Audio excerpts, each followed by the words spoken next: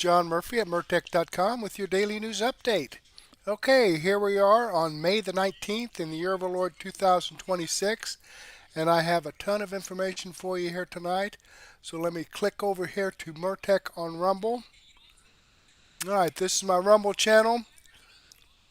As you can see here, it says upcoming, but as you know, you're actually watching it. So let's jump into this.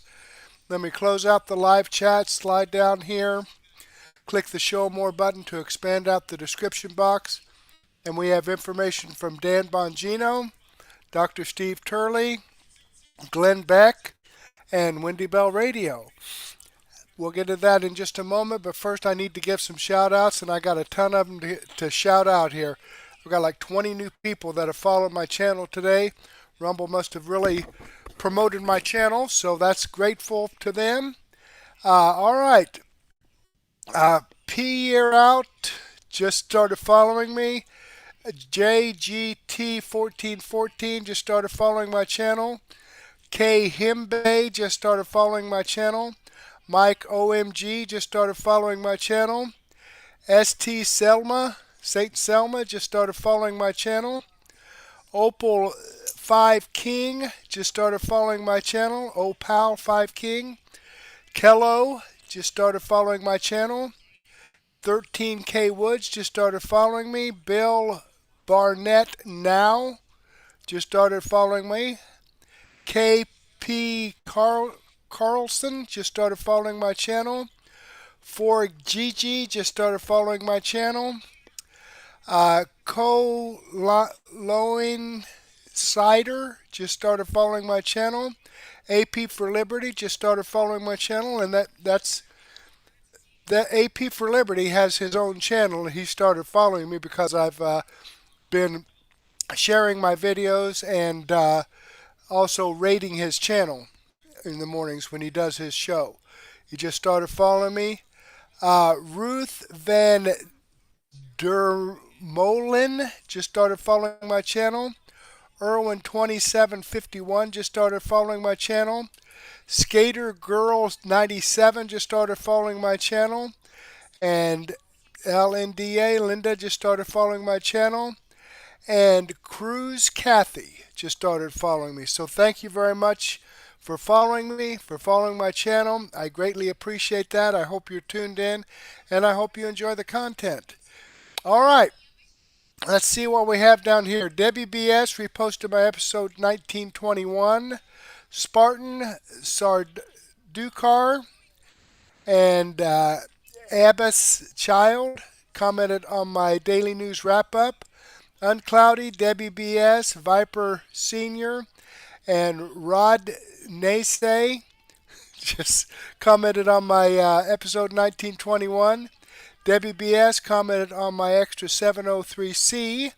Debbie BS also commented on my extra 704A, 704B, and 704. Oh, 704. I got that in there twice. So, okay.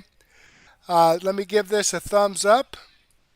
And if you don't mind, if you could give me a thumbs up right here below the video that you're watching, there's a thumbs up icon. If you could slide down and poke that or click that, it would be fantastic. Okay, well, let's see what Dan Bongino has to say. A Huge Election Day, episode 2518. Let's check it out and see what that's all about. And I thought I got this up here past his commercial. But I don't. All right, fellas, like it's There we something. go. Let's go. I don't know what it is, man, but I got a lot of energy. I've been sleeping amazing. I don't know. It's something changed, and has someone pumping oxygen in the room or whatever. But I don't know what it is. Like it's some like little, oxygen fairy up in the. They've been pumping oxygen in the HVAC system. You notice the energy level's been through the roof. I don't know what's going on. So before I get to the big election day, I put it in the title, huge. Stealing the three U's, huge. I sent that over to him. I'm like, no, you got to include all three U's. It's not a typo. It is a big election day because there's a lot going on. I want to play this for you first to kind of set the fact that, listen, intra-party fights happen all the time, okay? That's what primaries are about. Folks, don't buy into the Manichaean dystopian nonsense. The people are stealing the party, all this stuff. The party, we have an electoral process. It's called a primary. Whoever wins tomorrow is going to be the Republican nominee, or wins tonight. We'll know tomorrow. Whoever wins is going to be the Republican nominee. That people choose. The Kentucky 4 voters can pick who they want to be their member of Congress. That's how the process works. There's no need to engage in this leftist Manichaean end of the world nonsense and all this other stuff. I hate that. Intra-party fights are normal. However, keep in mind that there are extra party fights with the Democrats outside of our parties, the liberals and the communists, that are very real. And those can be very, very destructive when we lose. Here's what we're dealing with. Here's a segment I saw right before we were going to pop on the air. I hate just messing up the show in the beginning because we'd almost already done the rundown. This is Katie Tour at MSNBC, not a particularly bright individual. I want you to watch her in the beginning. She seems stunned by the idea that your rights come from a creator, capital G, God, and they're not given to you by other fallible human beings in government. She seems stunned by this. Even McKay Coppins from the Atlantic here, who's not known for being like some big die-hard MAGA dude, has to be like, what, this is like the first time you heard this? Really? Check this out. What about this passage from Johnson declaring that our rights do not derive from government? They come from you, our creator, and heavenly Father. Is this him putting God over the Declaration of Independence? Okay. Well, I actually think that idea is not wholly uncommon. I mean, the idea that we have certain inalienable rights that come from God can be read in a fairly benign way, which is basically that we have innate human rights that our Constitution and our government, our democratic government, are meant to codify, right? That idea is not totally abnormal. Guys, I don't even know what to say. Has Katie Tour ever read the Declaration of Independence? You understand, this is endowed, thank you guys, that are endowed by their creator with a capital C. I don't know. Yeah, right. I couldn't find a date for this. Pretty old, maybe 250 years or so. This is absolutely stunning. I just want you to keep in mind today with all the intra-party stuff that happened. It's a primary. It's not the first or last time this has happened. Stop buying into doomerism and gloomerism. The party's over. We're not voting for your guy. Cut the bullshit. We are dealing with a very serious opponent in the liberal media, academia, now communist Mamdani, AOC, Bernie Sanders left, that doesn't even understand that your rights aren't given to you by the state and them. They're given to you by God. Just keep that in mind today. Please, I refuse to fall into this trap of just nonstop black-pilling doomerism nonsense. I'm not doing it. And you shouldn't do it either. However, it is a huge day for the direction of the GOP moving forward. And this happens in parties.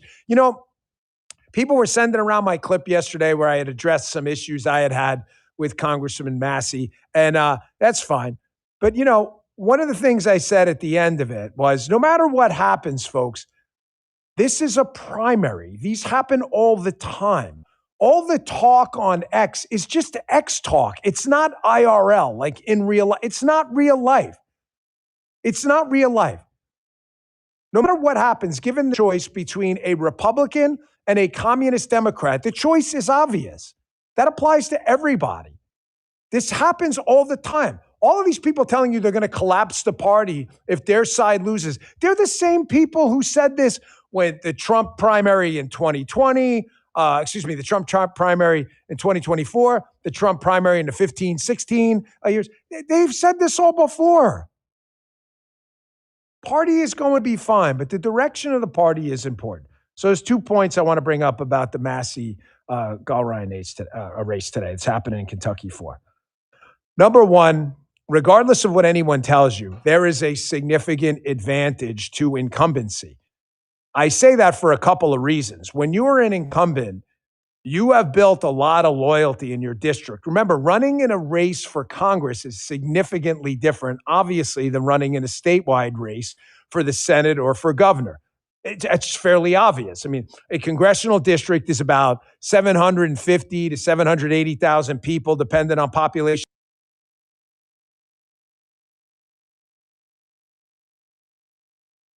Far smaller number of people. Honestly, probably, less than half of those people, when you factor out kids and everything else, vote. And probably only a percentage of those people even registered show up to vote. So you're dealing with smaller constituencies. What I'm getting at is it's really easy to build loyalty in a district. Now, the polling, I'm going to show you a clip coming up in a second, seems to be pointing in the direction of the challenger, Ed Galrein, running against Massey.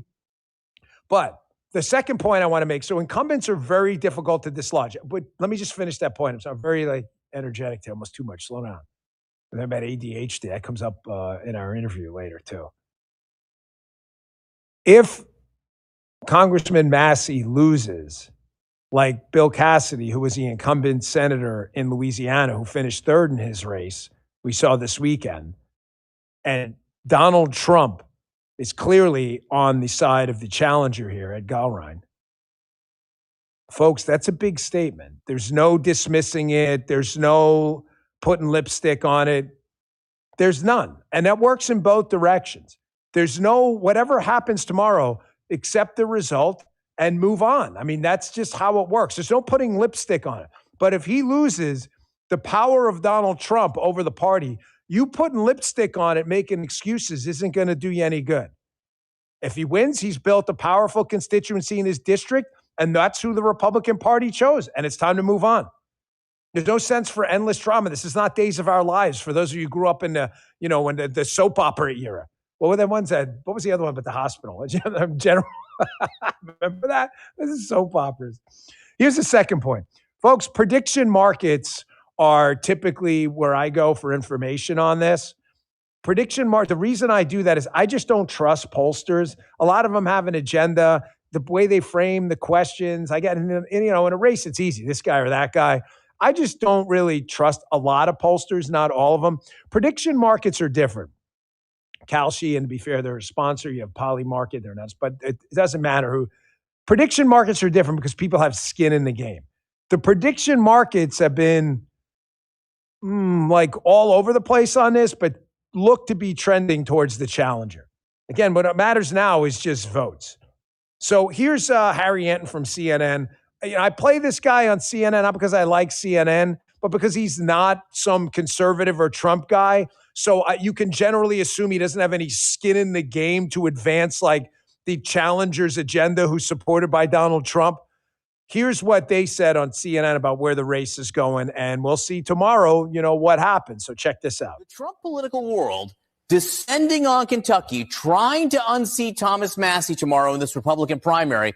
What are the prediction markets saying? How is this race going? To put it mildly, I don't think that Donald Trump likes Thomas Massey. Yeah. And if you look at the prediction markets, it looks like they may get their man. Look at this. Chance that Massey is, in fact, the Kentucky 4 GOP nominee. It has been falling considerably over the last 10 days, according to the cash prediction market. Look at this. It was 71% 10 days ago.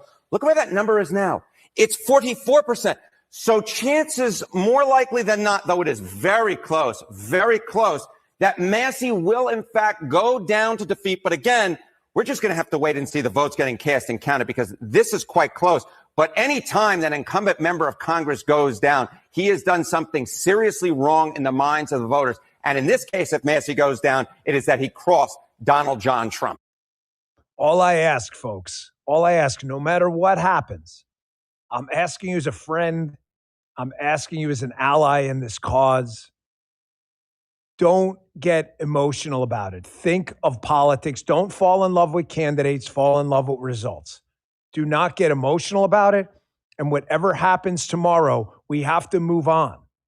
We have to move on. We can't just focus endlessly on this because we have a midterm coming up that is critical for us to stop the endless cycle of useless bullshit impeachments, the endless cycle of weaponization of government that they're going to bring back immediately. They're packed the Supreme Court, add Puerto Rico and D.C. as a state agenda. We are dealing with a very, very serious ideological war right now that candidly, folks, it's the intensity of it is new. The Bill Clinton, John F. Kennedy Democrat Party is not the Democrat Party now. I know you've been told that before, but I can prove it. We have the receipts to back it up. They are back to ideas. I mean, it was Bill Clinton. I'm not celebrating Bill Clinton. I'm just telling you, he gave the speech. You can look it up. The era of big government is over. The Democrat Party had a legitimate moderate wing back then. That wing is gone now. The ideas they're promoting now, folks, have killed and wiped out just entire societies. Starvation in Ukraine. I mean, look all over the world where communism's been tried. Azerbaijan, Bulgaria, the Soviet Union. You get a police state, a surveillance state. I mean, think about it. I mean, East and West Berlin. There was a reason the guns were pointed to East Berlin. They had to keep people in. They couldn't escape fast enough. The minute that the propaganda minister gave that speech about, and he screwed it up, he was like, yeah, you can travel to West Berlin freely. And he forgot to put in all the restrictions. People piled out. Tens of thousands of them could not get out of there to freedom quicker. The reason socialism sucks is because it involves essentially anti-libertarianism and the stealing of your rights. That's what we're fighting against now. Val0260 in the chat. Hey, Dan, greetings from England. Greetings, fine ma'am. Or sir, could be, I don't know. Greetings. Cheerio. All right, I'm going to go ahead and pause that there, but I will have this in my daily news wrap-up, so you can see more of this. I'm like 17 minutes in this 1 hour and 34-minute video. And I've tried to look up some information on the Kentucky primaries, and there's not much out there to share with you right now. There's not many results available, but I will keep looking at that as this podcast goes on, and we'll see what we can find. Let me click on the Rumble link here and show you that this video does come from the Dan Bongino show. I am following his channel.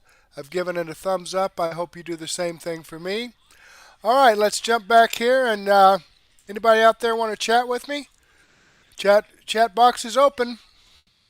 All right, let's see what Dr. Steve Turley has to say about RINO bill Cassidy crushed in primary as Trump sends shockwaves through GOP. So see, this Trump's influence in primaries has been making an effect. But let's see what Dr. Steve Turley has to say about this. Weekend, yet another sitting senator voted to convict President Trump in his second sham impeachment trial just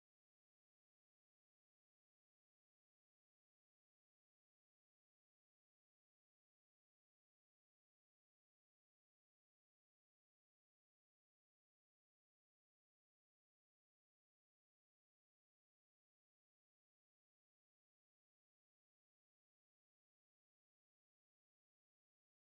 history.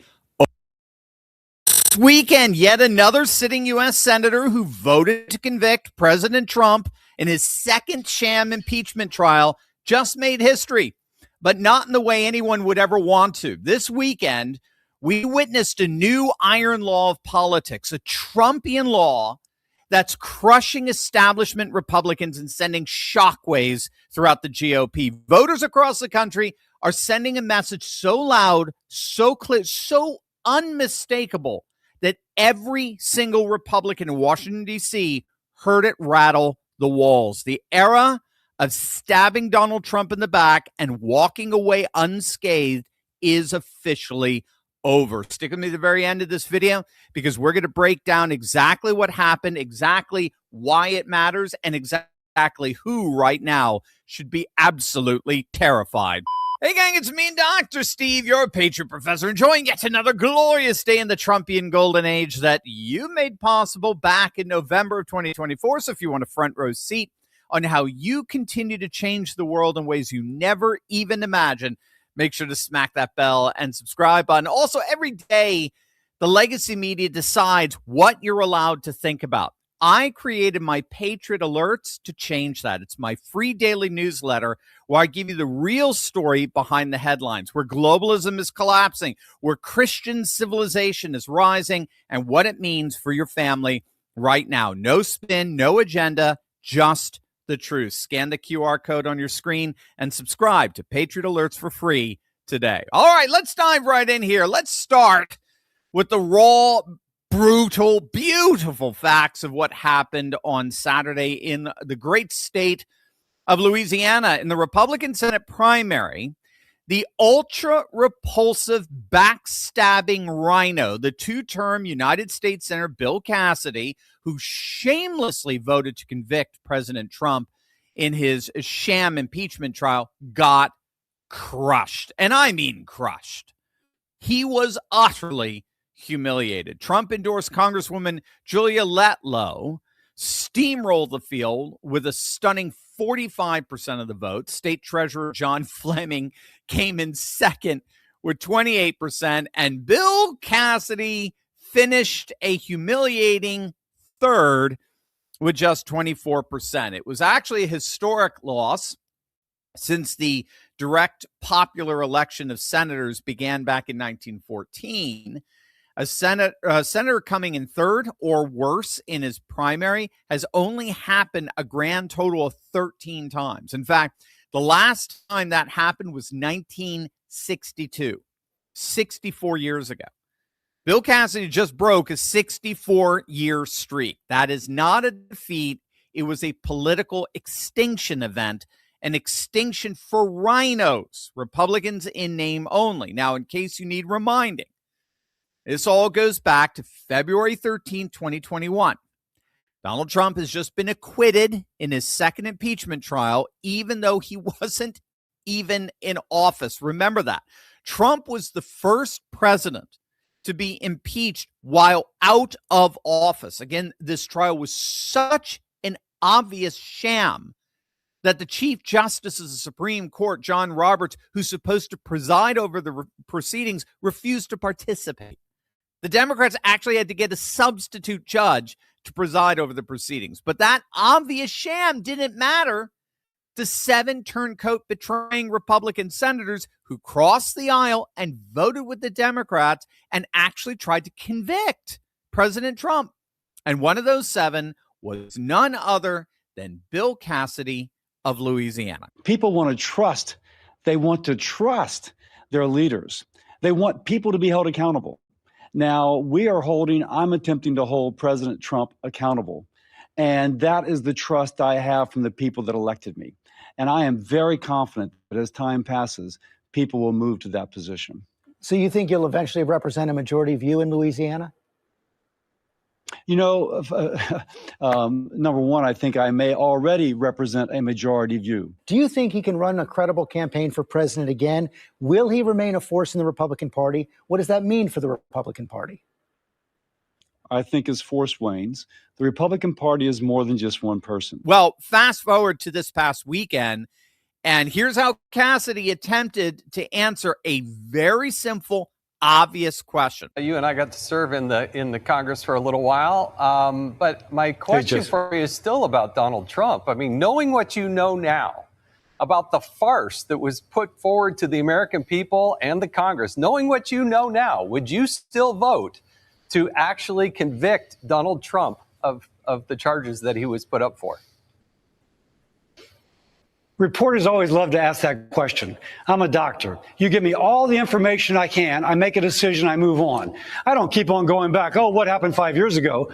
I'm thinking about what's going to happen 5 years from now. Senator, with all due respect, you just talked about the stuff you've done for the last 5 years. You just touted everything you've done for the last 5 years. Why can't you answer that question? Did you or did you not? Hey, Jason, knowing what you know now, Jason, I want you to answer that question. Would you or would you not actually vote to convict, knowing what you know now? It's a simple question. Yeah, Jason, you may go back and flagellate yourself over decisions in the past. I do not. I move on.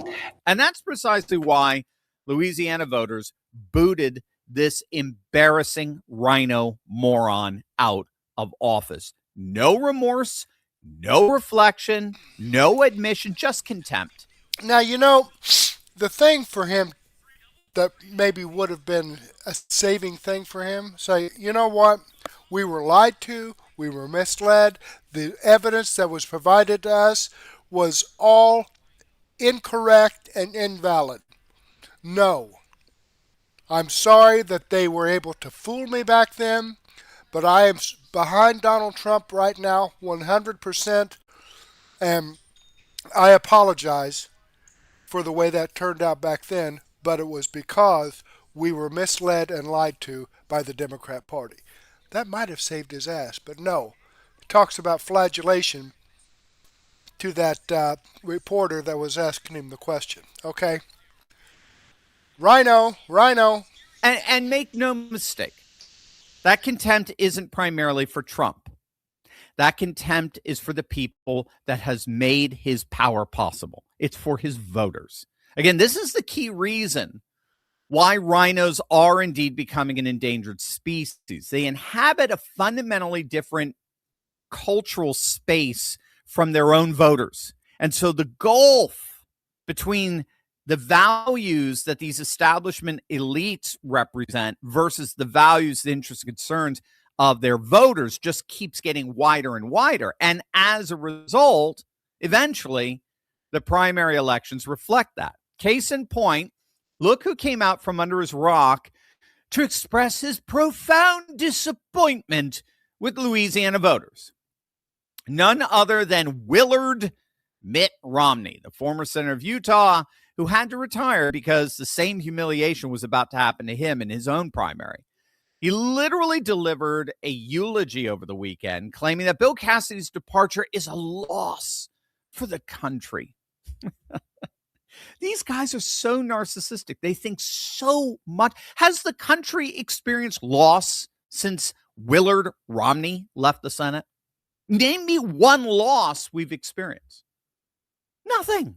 These guys matter not one whit. History will never remember these guys. They mean nothing. So once again, Willard Romney can't help but express his disdain for the Republican voter. The voters of Louisiana, by a margin of 3-1, just told you that Bill Cassidy's departure is a win for them and their state and for the country. 3/4 of his own party's primary electorate said, we don't want you. And Mittens Romney's response is to tell those voters that they're wrong, that they're ignorant, to lecture them about Cassidy's brilliance and character and his principle. Oh, gosh, the principles. Principled conservatism. Principled conservatism just simply means that the other side of the aisle gives you the best stock takes half the time. It's called the uniparty, right? Remember, this is the same Mittens Romney who voted to convict Trump twice in his first impeachment. Romney was the only Republican who voted to convict him. Again, it was historic. Romney was the first senator in history from an impeached president's party to vote to convict him. Now, I remember that, and I also remember that Donald Trump actually endorsed Mitt Romney when he was running for Senate. And then he turns around and stabs him in the back like that. Okay? Mitt Romney, I tell you what, I held my nose and closed my eyes when I voted for that cockbiter when he ran for president against Obama. And he did it again along with Cassidy in the second sham impeachment. And he then retired from the Senate rather than face his own voters. At least Cassidy was willing to face them. The irony of a man who escaped accountability by retreating, now eulogizing a man who ran and got destroyed. It's too rich to put into words. Now, I think it's important for us to note that what happened to Bill Cassidy is not just about one man in one state, obviously so. I mean, look at the entire gallery of Republicans who voted to impeach or convict Trump. Liz Cheney, right, who spent years obsessively trying to destroy a man rather than advance conservative policy. Adam Kinzinger, crying at him who became a CNN fixture, virtue signaling about principle while accomplishing absolutely nothing for the people of Illinois. Tom Tillis, who positioned himself as a moderate voice of reason while undermining the agenda his own voters sent him to advance. These are not people who disagreed with Trump on policy and then moved on to fight for conservatism through other means. These are people who, when they didn't get their way, when they got, frankly, crushed by Trump, they decided to frustrate, obstruct, and actively sabotage the very agenda they once claimed to support. Okay, there you have it. Now, excuse me. I'm like 10 minutes into this 18-minute video, but I want to move on because I have some other information that I want to share with you, like from Wendy Bell and Glenn Beck. But let me click on the Rumble link here and show you that this video does come from Dr. Steve Turley. It's the video I shared with you. I've given him a thumbs up. I hope you do the same thing for me. All right, let's jump back here. Wow, nobody wants to chat with me tonight. I must have upset somebody. Okay, is everybody mad at me or what? Okay, let's see what Glenn Beck has to say. Is Trump just gave J.D. Vance a golden opportunity? Okay, well, let's check that out and see what that's all about.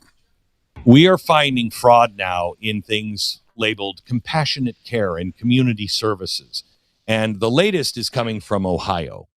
And what we have found in a red state, mind you, what we're finding is massive fraud that is happening with our tax dollars.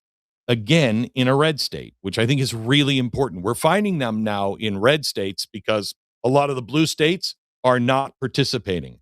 The federal government is saying, turn over all your records. We want to see where all this money is going. And the blue states are not doing it. So we're now looking into the red states, and I'm glad because I, for one, I don't care if you're Republican or Democrat. You're stealing from me, the taxpayer. I want you in jail. I want this to stop, and I want you in jail. But let me explain something to you on why this is so good and a gift, quite honestly, to J.D. Vance and, quite honestly, all the politicians as well. The U.S. dollar has reserve status. It's the world's reserve currency. And that is not some abstract thing. That is the foundation of all American power. It lets us borrow cheaper than anybody else in the world. It influences global trade. It projects strength without immediate consequences. It quite honestly lets us get away with some things that no other country could get away with. But you might have heard that the dollar, might collapse at some point, okay? Because we've taken this privilege and we've just bastardized it, okay? And we've done it by out of control debt and spending. So I've been thinking this week about, I told you yesterday about choke points. And I told you this is what the president is doing with Iran and everything else. He is rebuilding energy to make America the energy leader in the world, because we all know energy is going to get tougher and tougher. You better be the one that everybody comes to. Why let anybody else have it when we can be the leader? And it's changing right now. That's part of the strategy to save America. And none of this will make sense if you are for managed decline. I'm not. I want America to grow and be dominant in the world. I don't want to be a bully or anything else, but I do want our principles to lead the world, and at least be strong here in this country and then lead by example. We have to save the dollar. We have to save our industry. We have to save energy. We have to come up with the new invention, the new AI. We have to lead that, or we will be out and our children will be out. And when you talk about a falling dollar, nobody really understands this. People don't understand that if our dollar collapses, we are eating zoo animals within a month. And that's not an overstatement. If we lose the dollar as the world's reserve currency, we have nothing but massive debt. Okay. First, let me tell you about real estate agents I trust. Let me tell you a little secret about real estate. The housing market doesn't care. You love the market. You go to Realtor. There, I own. You need .com. So, how does your bank work? When you go in to get a loan, you need a good credit score. Okay, you have good credit, you get lower interest rate because you're a lower risk for the bank. You have bad credit, you have a high interest rate. You want better credit. What do? You have to pay off loans. You have to pay them on time. You have to reduce your spending. And then you go back to the bank and they're like, okay, you're serious about this. All right, maybe. Okay. That's how it works for you. But everybody thinks the United States government is different because, well, we can print money. Well, yes, except you're borrowing that money still from a bank. It just happens to be the central bank. It happens to be the Federal Reserve. But they're not the ones with the cash. We have to go constantly and sell government bonds because we have loans of $40 trillion that just keep coming up for renewal. You know, we got a 20-year loan, haven't paid it off. Okay, well, in 20 years, that's coming due. We got to sell it again. If we haven't paid it off, we got to sell it to somebody else. And we're not paying any of these things off. Okay? We're adding to our debt. So people don't look at us now as a safe risk. They're looking at buying our bonds and they're like, these guys aren't serious at all. They're not cutting down their budget. In fact, they're doubling their spending. I don't think so. And so it's getting harder and harder to sell our loans or, what's really called bonds. It's hard. People don't want them. So you have to find a way to get a better credit score so we can have lower interest rates because interest rates have gone up. Our government is now paying higher interest rates at $1 trillion a year just on interest alone. That's crippling, not sustainable. So we need lower interest rates. How do you get that? Well, you do it like you would do it. You get your spending under control. You look more responsible. You show the banks that, no, we're serious about this time. So that takes you to, how do you do that? Well, that would require two things. That would require our politicians to cut spending. Odds that's going to happen, 0. Odds that we go into austerity by choice, 0. Why? Because it's not popular with any of the politicians. They're not going to do it. They're not going to do it. They're going to. You really think? Tell me the politician's going to come to you and say, you know what? We need to cut Social Security and Medicare and some of these forever programs. We have to cut those because that's all that matters. Really, are those things? We're not going to do it. Never are we going to do it. No politician will do it until it is so bad we have to do it. Okay, because we're all broke, and by that time nobody wins. So if that's a fact that government will never do that, how do we get a lower interest rate?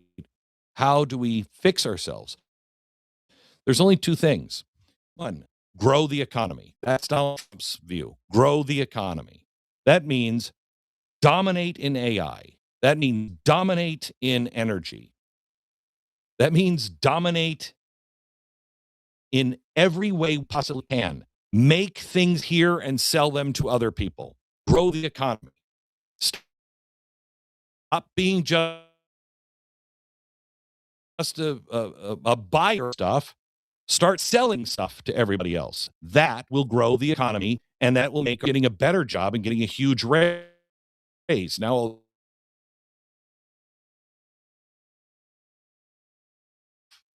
we also have to cut. That's where it comes in on all of this corruption. All of the corruption. Look at our debt, because the facts don't lie. Our gross national debt is $39 trillion, with debt held by public exceeding 100% of the GDP, first time since World War II. The projected deficit for this year alone is $1.9 trillion. Net interest payments on the debt, $1 trillion a year. That crowds out everything, including defense spending. That's the money we're paying just to the bank to borrow the money. Everybody's watching this. Everybody's like, no, I don't think so. We still are about 58% of all global reserves are U.S. dollars, but that gets smaller and smaller. The share keeps slowly slipping, okay? And if it keeps doing this, then we're going to lose our dollar. And de-dollarization is really, really ugly. Okay. So we're doing the natural gas thing and the oil thing. We're pumping out more than we ever have. We're securing all of the rare earth and critical minerals. We're bringing in, what does Donald Trump say it is? 20? Let's just say it's $12 trillion in building of factories here in America. We're going to start building things again. We have international partnerships. We are strangling the supply routes and controlling the supply routes, okay? These are not side issues. This is about growing the economy. Now, what the GAO has just found, it's the nonpartisan watchdog, federal agencies have reported $186 billion in improper payments in fiscal year 2025 alone. $186 billion. That's almost $250 billion of what we found alone in Medicare and Medicaid errors. Imagine the stuff that are not errors. And that report is the tip of the iceberg. The broader estimates show the government loses between $250 billion and $500 billion every single year across all kinds of different programs based on years of data. So the improper payments since I think it's 2018, 4-year period, is about $2 trillion, just under $2 trillion, okay? And that's just from what we've seen recently. Scams, duplication, inefficiency, straight up theft. It is everywhere, especially after the pandemic. Hundreds of billions of dollars. If J.D. Vance takes this assignment from the president seriously and he aggressively roots this out, better audits, AI technology, prosecutions, clawbacks, smarter program design, shutting some things off, we could get back $1 trillion a year in savings. That's math. You cut $1 trillion annually from our waste, and suddenly our deficit shrinks. And the banks go, oh, they're serious. You don't have to go into austerity. You've just... Okay, I'm going to go ahead and pause that there. And he's right. I think J.D. Vance is doing that. I certainly hope so. I mean, we've seen more information come out. I mean, the fraud in Ohio was uncovered. So, you know, this is something that I hope he's not just spinning wheels. And I hope there's, going to be some, like he said, some actual arrests and indictments and convictions for this. But at any rate, this video does come from Glenn Beck. I am subscribed to his YouTube channel. I've given him a thumbs up. I hope you do the same thing for me. Okay, we're running a little long here, so we're liable to go over. But I do want to share some information here from Wendy Bell in Fuego. Okay. Well, let's check that out and see what she has to say.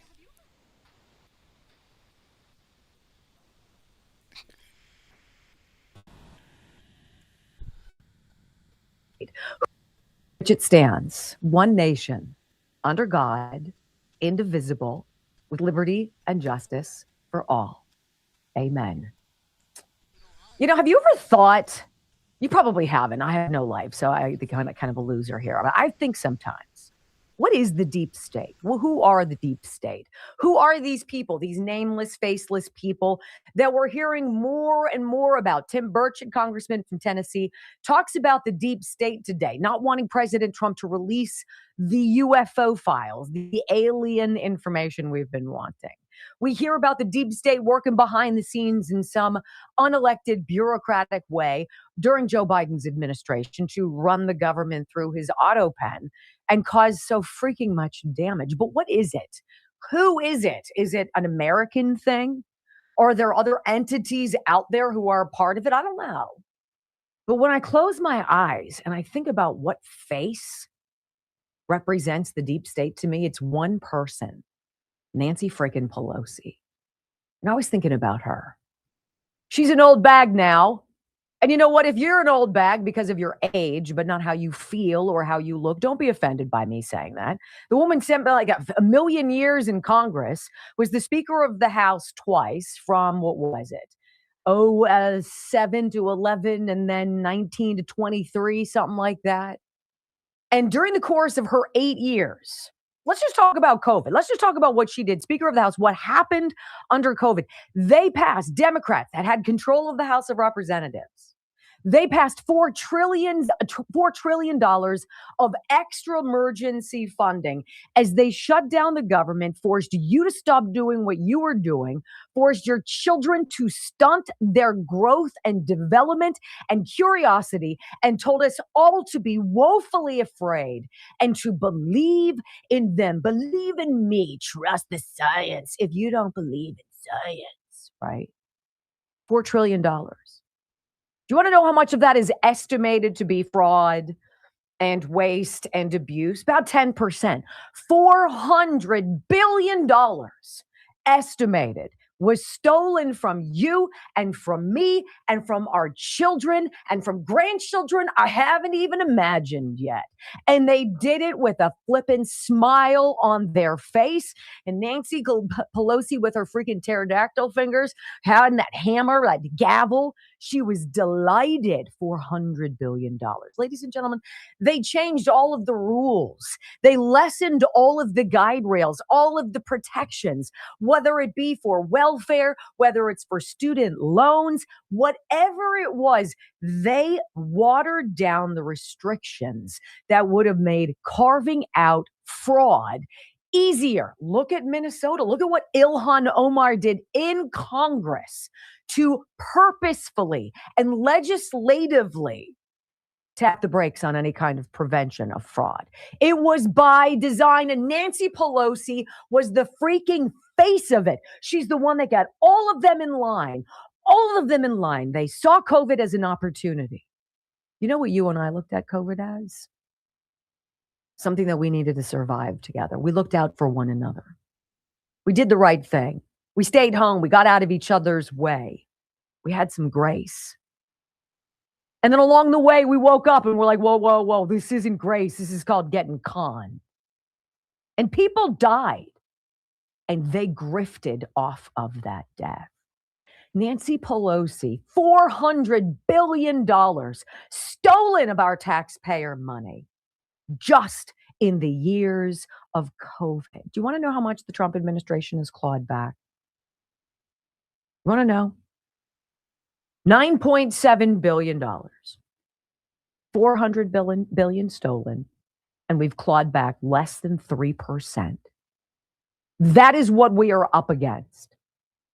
That is what this is all about. How many different ways can we pretend that we have some evil we have to go fight? There's some demon that needs us. There's some poor person over here. Oh, we've got to help them. Children can't read. People can't do this. Oh, let's create some government grift under the guise of helping people.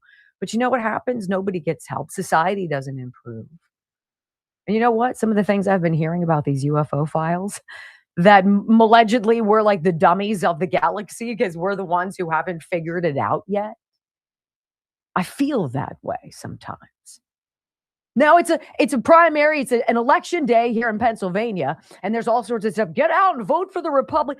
You know what? I don't mean to be a naysayer about it, but this is why people feel that no matter what they do, they're not going to beat the machine. No matter how cleanly we vote, no matter how many protections are in place, no matter how aware we think we are, that deep state, dark blob, and Nancy Pelosi's face to me embodies it, is out there doing everything contrary to making America great again. You know, if you're waking up as a Democrat in this country and you look at your party and you think that Donald Trump is a king, you think we have some, some government, authoritarian government, and he's some giant oppressor. And by golly, you'll do whatever it takes to get rid of him. Tell me one thing. Tell me one lousy thing that your party has done that hasn't sucked for the people of America. One thing. Have you done anything well with education? No. Giant grift. Ladies and gentlemen, we're going to be talking about that later in the program. How about medicine? You guys just breaking, records out there, finding cures for stuff? No, you want to infect us with stuff so you can grift off of the cure, which is worse than the disease. What else? What else? Is it fair anywhere out there? Do they do one of something that is beneficial for you? No. And every single day, this president gets up to fulfill a promise he made to you that he was going to do everything in his power to make America great again. And they've tried to vilify that, demonize that, create some kind of an ugly moniker around that. Can you imagine finding fault with the idea that America should be extraordinary, that we should be exceptional, that we should have the best, smartest, most able kids, that our technology is always cutting edge, that yes, why we have the best, most fiercest, lethal fighters in the world, we're a benevolent people who care about others.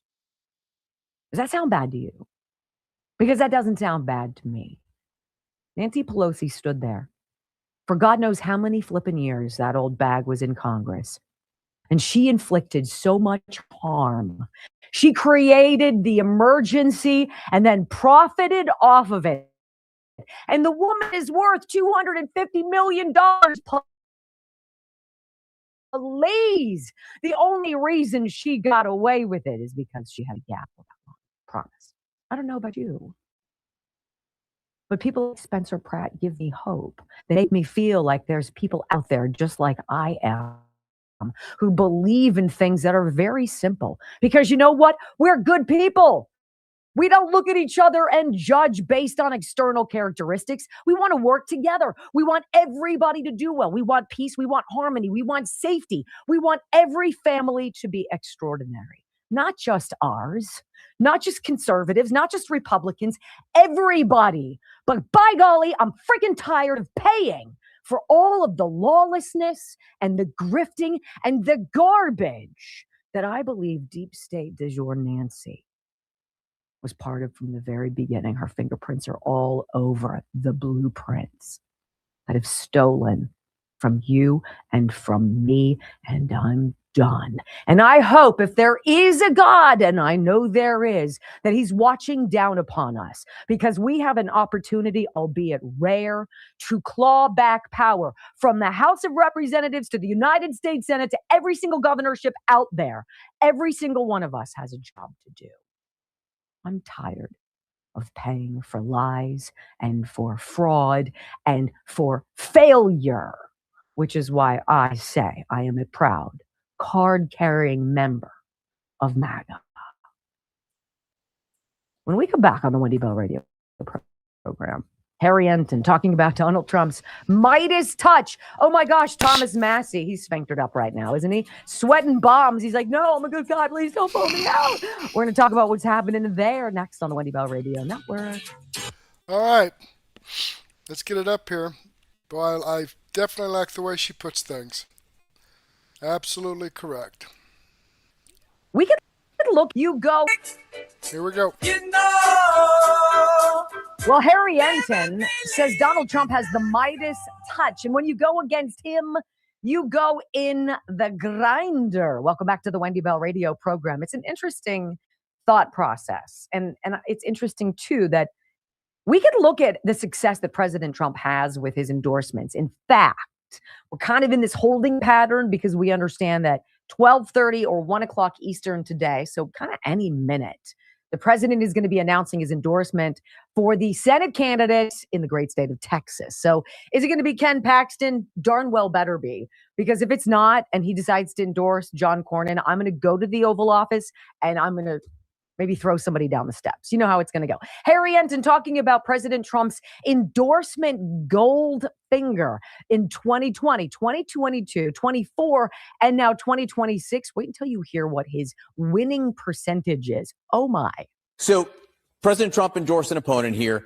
How does President Trump do in general when he endorses a Republican primary? You know, we've quoted the movie Good Burger every single time, basically, when we've done this. When, in fact, you go against President Trump, you go in the grinder, and you could just see this. Times Trump endorsees have won in GOP primaries. It's about 95% each of the last 4 cycles. Now, I will note, you know, sometimes he endorses and there's no real challenger. But even in those cases, the challengers to the incumbent have won a majority of the time as well. And one of the key reasons why that is, right, you look at Trump's approval rating within the GOP, 21st century own party approval. At this point in term 2, he's still at 83%. That's more popular than Obama was with Democrats, way more popular than George W. Bush was with Republicans back in 2006. So the power of a Trump endorsement is still sky high, and we'll see tomorrow if that happens with Thomas Massey.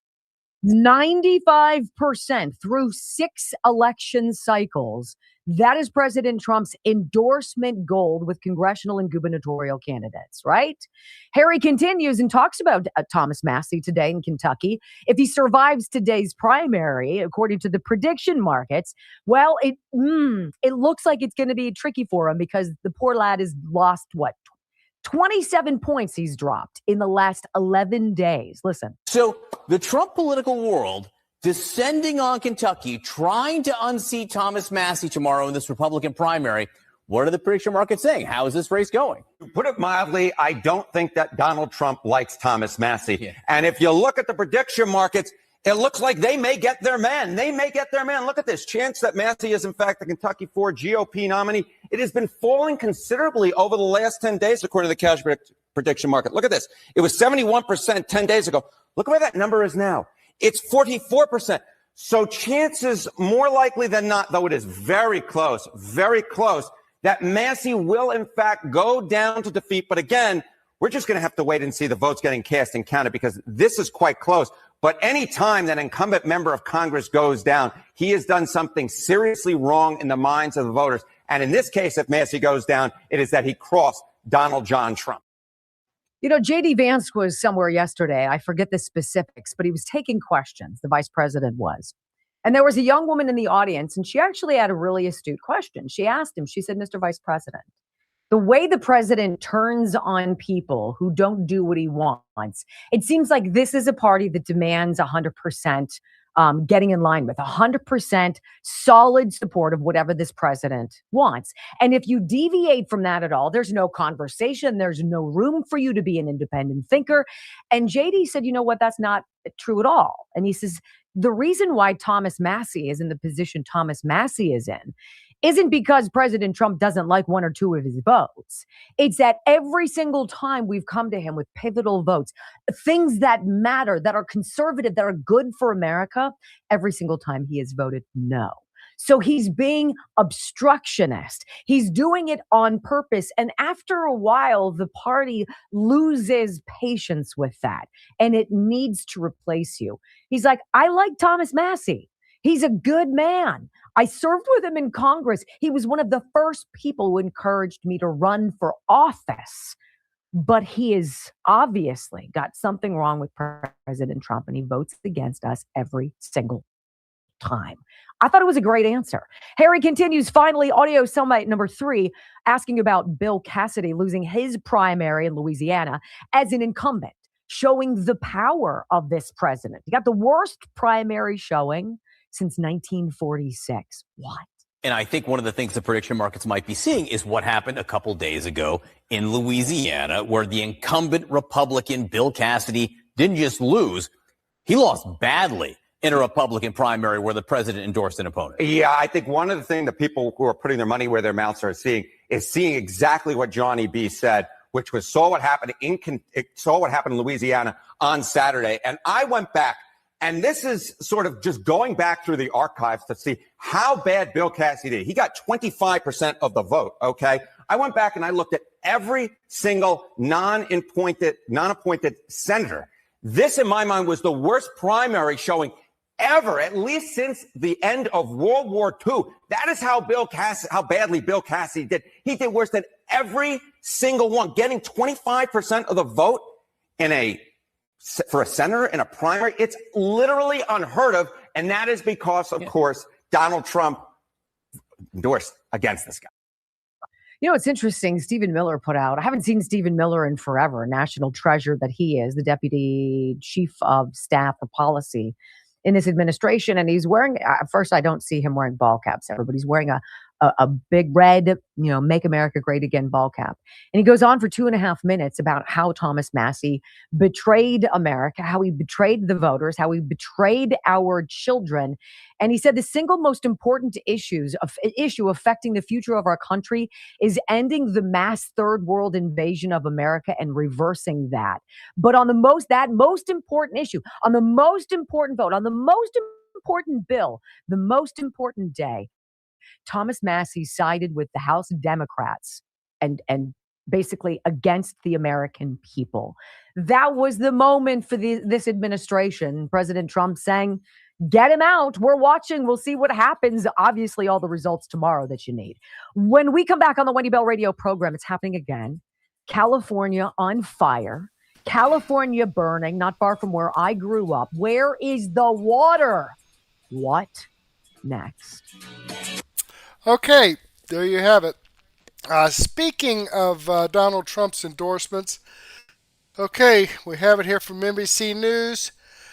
Trump endorsed Ed Gallerin, unseats Representative Tom Massey in Kentucky GOP primary. So there you have it, folks.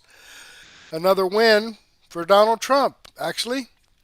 So, okay, let's jump back here and let me click on this Rumble link and show you that this video does come from Wendy Bell Radio. I am following her channel. I've given her a thumbs up. I hope you do the same thing for me. All right, let's jump back here. And hi, Foxy Grandma. Good evening. Thank you for chatting with me here. Thank you so very much. Okay, folks, let me remind you here that these videos that I've shared with you are videos that come directly from the producers. Okay, I've got the videos to I've got the links to their videos here in the description box. I also have links to their channels if you want to go visit their channel and see what other information they have. And these videos that I've shared with you tonight are videos that I've posted here on Mertech.com, where I have over 40 no-nonsense, common sense, logic and truth videos, your one-stop shop for information that you're not going to find on the mainstream media.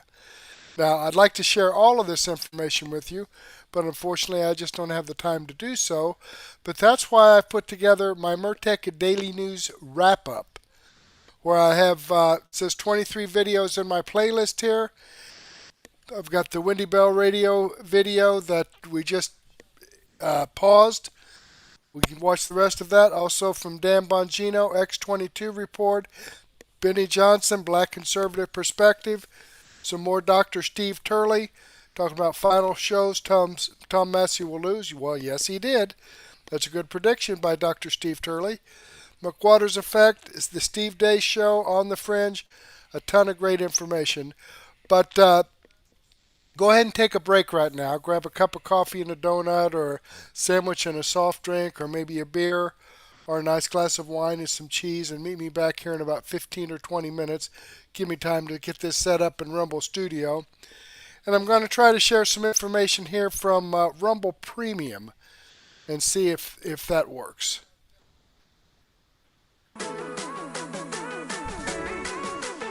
If you haven't already, make sure you download the Rumble app. It's free, simple to use, and the best way to stay connected to the content you want. Once you've got it, search for my channel and hit follow. That way, you'll get a notification every time we go live, no missed shows, no extra steps. You can grab it right now using the link in the description or the pinned live chat. Download it to your phone, and you're ready to go. And if you prefer watching on the big screen, Rumble is available on all major streaming devices and smart TVs. Just search for Rumble, follow the channel, and be part of the action.